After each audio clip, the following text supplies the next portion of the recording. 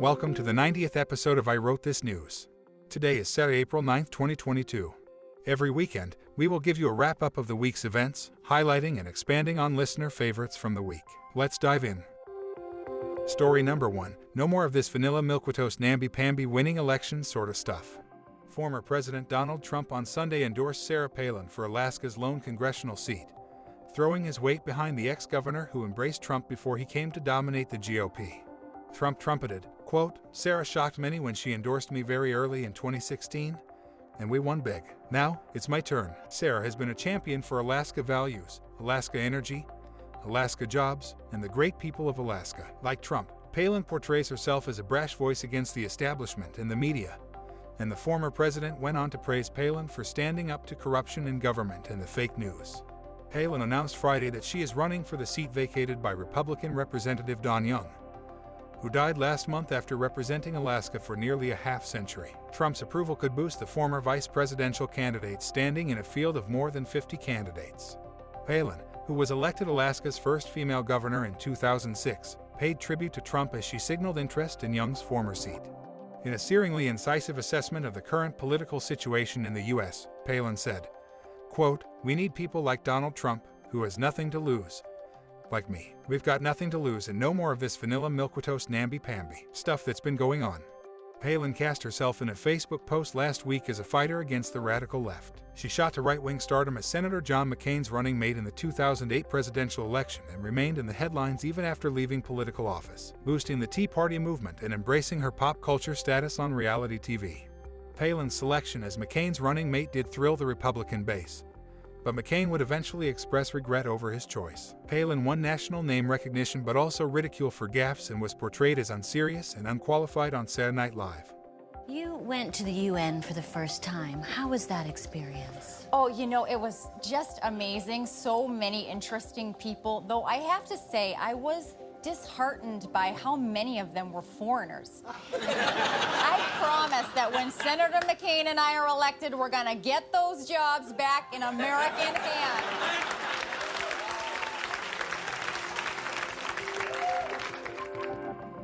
Stanford University researchers concluded in a 2010 study that Palin's presence on the presidential ticket cost McCain 1.6 percentage points, or more than 2 million votes.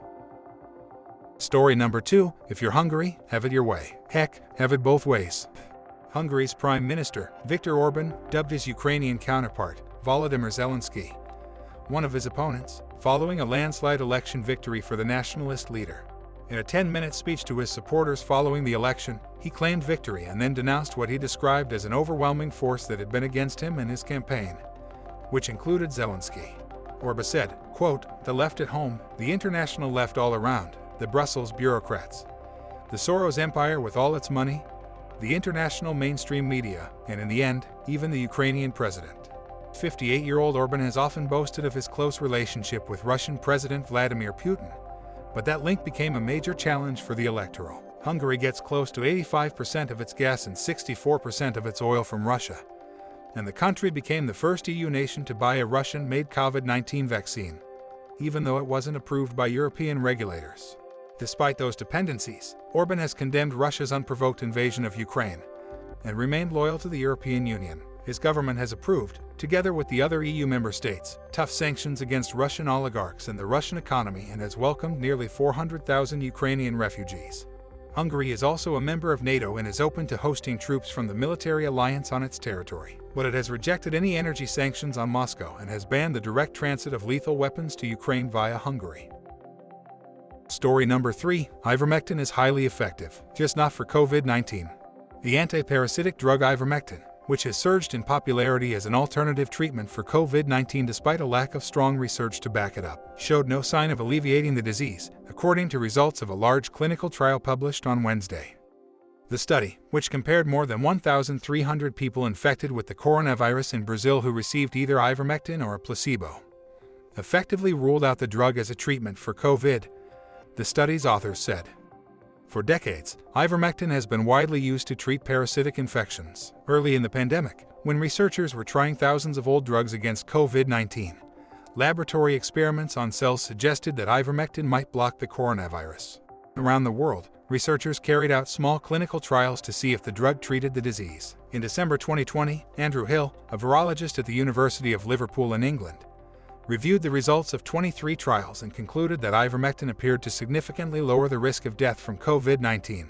Ivermectin's popularity continued to climb in the pandemic's second year. The podcaster Joe Rogan promoted it repeatedly on his shows. In a single week in August, U.S. insurance companies spent $2.4 million paying for ivermectin treatments. When health agencies and insurance companies moved to limit access to the use of ivermectin for COVID-19, proponents cried foul. But not long after Dr. Hill published his review last summer, reports surfaced that many of the studies he included in the analysis were flawed and, in at least one case, alleged to be fraudulent. Dr. Hill retracted his original study and started a new one, which he published in January. On their second review, Dr. Hill and his colleagues focused on the studies least likely to be biased. In that stricter survey, ivermectin's benefit vanished. In Brazil, researchers set up a clinical trial known as Together in June 2020 to test Co Vid patients with a number of widely used drugs, including ivermectin. The treatments were double-blinded, meaning that neither the patients nor their medical staff knew whether they received a COVID treatment drug or a placebo. In a new study published on Wednesday, the Together team reported on its ivermectin data. The results were clear. Taking ivermectin did not reduce a COVID patient's risk of ending up in the hospital. None of this is stopping the pro-ivermectin machinery. Robert F. Kennedy's Jr.'s anti-vaccine organization, Children's Health Defense, claimed the New York Times, which reported on the Together study, is continuing to, quote, mislead the public. Dr. Madhava Sethi, an anesthesiologist who now works as CHD's senior science editor, also claimed the study was poorly designed. This is all dangerous nonsense. There are questions that, at least in the near term, the scientific method can't answer. For example, whether there is a God or the fundamental nature of human consciousness. But there are also questions that the scientific method can answer. One of those is whether ivermectin prevents serious illness or hospital admission among patients infected with COVID-19. And on that question, the answer, despite protests from its supporters, is increasingly no. Story number 4. Social or not, truth is hard to come by, Trump folks learn. Donald Trump's Truth Social, a Twitter lookalike where posts are called truths, has seen a glimpse of reality, and it ain't pretty. The app's downloads have plunged so low that it has fallen off the App Store charts. The company is losing investors, executives, and attention. And though his adult sons just joined, Trump himself hasn't posted there in weeks. Devin Nunes, the former member of Congress from California who gave up the seat that he held for 19 years to run the company, had said the app would be fully operational by the end of March. But it has been hamstrung by technical issues, including a waiting list that has blocked hundreds of thousands of potential users during its crucial first weeks online. Trump has privately fumed about the app's slow rollout and has mused about joining other platforms such as Getter, one of its biggest competitors, according to people familiar with the matter who spoke on the condition of anonymity because of the sensitivity of the subject. The former president so far has written only one post, or truth on the platform, writing on February 14th, quote, "Get ready. Your favorite president will see you soon." Lots of startups hit bumps along the road, but Truth Social may be facing existential challenges. Following the departure of the company's chief legal officer, Lori Hayer Bednar, 2 more key execs have jumped ship. Josh Adams and Billy Boozer, the company's chiefs of technology and product development, both have resigned their senior posts at a critical juncture for the company's smartphone app release plans, according to 2 sources familiar with the venture. Adams and Boozer worked at a level just below Wes Moss and Andy Latinsky, both former castmates on The Apprentice, Trump's hit reality TV show, according to a source familiar with the venture. Moss and Latinsky have been the senior, day-to-day leadership running the company since it started last summer, the source said. Yep, you heard that right. The CEO of the company is former Congressman Devin Nunes, whose sole corporate experience appears to be running his family's dairy business. The 2 men tasked with daily operations of the venture were a couple of dudes that Trump met on his reality TV show. What could go wrong? A lot, apparently. In addition to the technical troubles that Truth Social can't seem to shake, there's an increasing chance that Trump will find a larger audience elsewhere, including Twitter, which permanently banned him from its platform last January. It was revealed Monday that Tesla CEO Elon Musk took a 9.2% stake in Twitter, making him the largest shareholder of the company. Musk was named to the company's board of directors Tuesday. Musk had taken aim at Twitter and its free speech policies prior to his stake being unveiled. He had earlier also suggested creating an alternative to Twitter. Musk said a new social media platform would consist of a, quote, open source algorithm, one where free speech and adhering to free speech is given top priority, one where propaganda is very minimal. Many believe Musk will push to limit policies on free speech on Twitter, which could lead to bringing back prominent users who have been banned, like Trump. Babylon Bee, a satirical news site, was recently banned from Twitter. Musk has been a fan of the Babylon Bee and often shares their posts. Digital World Acquisition Corp., the company behind Truth Social, has seen its stock price cut in half over the past month. Twitter's stock price, on the other hand, has risen by about 50% over that same time frame. All of this means that we may see Truth Social crash and burn, just the same way that his blog was shuttered after a short 29 days. But only at the cost of having Trump return to Twitter. Story number 5. Ketanji Brown Jackson confirmed as first black female Supreme Court justice. The U.S. Senate Thursday confirmed Judge Ketanji Brown Jackson to the Supreme Court, making her the first black woman to be elevated to the pinnacle of the judicial branch in what her supporters hailed as a needed step toward bringing new diversity and life experience to the court. Overcoming a concerted effort by Republicans to sully her record and derail her nomination, Judge Jackson was confirmed on a 5-3 to 4-7 vote, with 3 Republicans joining all 50 members of the Democratic caucus in backing her. The vote was a rejection of Republican attempts to paint her as a liberal extremist who had coddled criminals. Dismissing those portrayals as distorted and offensive, Judge Jackson's backers saw the confirmation as an uplifting occasion for the Senate, and a mark of how far the country had come. Judge Jackson, whose parents attended segregated schools, has 2 degrees from Harvard University and, at 51, is now in line to replace Justice Stephen G. Breyer when he retires at the end of the court session this summer, making her a justice in waiting.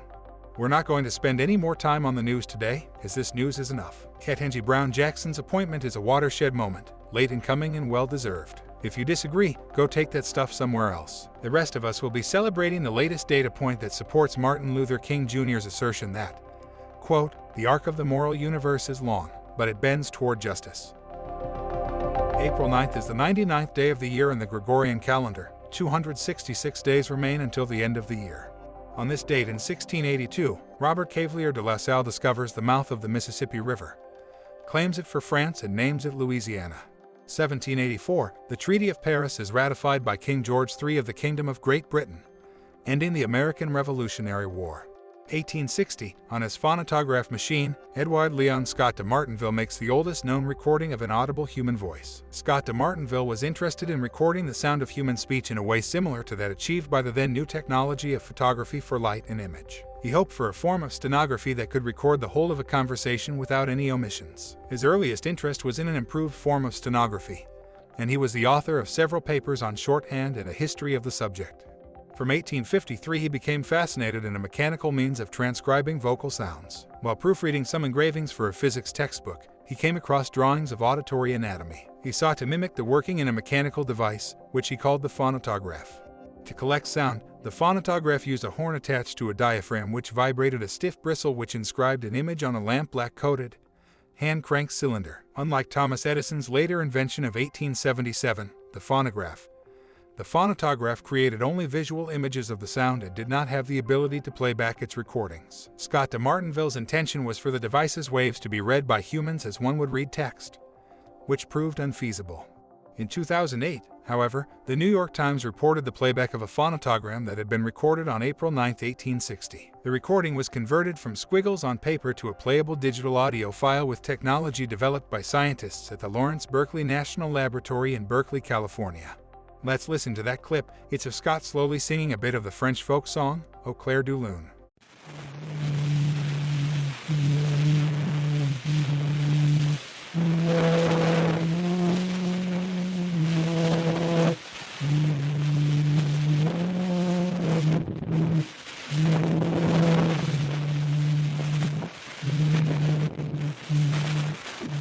1865, Robert E. Lee surrenders the Army of Northern Virginia 26,765 troops to Ulysses S. Grant at Appomattox Courthouse, Virginia, effectively ending the war. 1947, the Journey of Reconciliation, the first interracial freedom ride, begins through the Upper South in violation of Jim Crow laws. The riders wanted enforcement of the United States Supreme Court's 1946 Irene Morgan decision that banned racial segregation in interstate travel. The Journey of Reconciliation was a form of nonviolent direct action to challenge state segregation laws on interstate buses in the southern United States. Bayard Rustin and 18 other men and women were the early organizers of the two-week journey that began on April 9, 1947. The participants started their journey in Washington, D.C., and traveled as far south as North Carolina before returning to Washington, D.C. The journey was seen as inspiring the later freedom rides of the civil rights movement from May 1961 onward. 1959, NASA announces the selection of the United States' first 7 astronauts, whom the news media quickly dubbed the Mercury 7. 1991, the country of Georgia declares its independence from the Soviet Union. Celebrating birthdays today are author Fern Michaels, screenwriter Marty Krofft, actress Michael Learned, actor Dennis Quaid, designer Marc Jacobs, political commentator Joe Scarborough, rule-breaking ex-CEO Jeff Zucker, actress Cynthia Nixon, author Sam Harris, adult film star Jenna Jameson, actress Kristen Stewart, and satirist Tom Lehrer. He turns 94 today. Happy birthday to all of them, and if your birthday is today, a very happy birthday to you as well. By the way, if you or someone you know is having a birthday and would like us to announce it on the show, leave us a voice message or send an email. The links are in the show notes. Today's news was brought to us by the Washington Post, CNBC, the New York Times, Vice, Reuters, and the website that brought us a very scratchy rendition of a French folk song, Wikipedia. If you have a comment or a question about anything you've heard today, or if you have a suggestion, please send us a note at I wrote this news, all one word, at thatradioshow.com. That email address one more time is I wrote this news, all one word, at thatradioshow.com. One more thing, if this podcast sounds a little funny, that's because it's also an experiment. All of the vocals were generated using AI technology. Hopefully the show will sound different and better as the tech improves and as we improve at using it. I'm Bob Meese, hoping you have an amazing day. We'll get together again soon.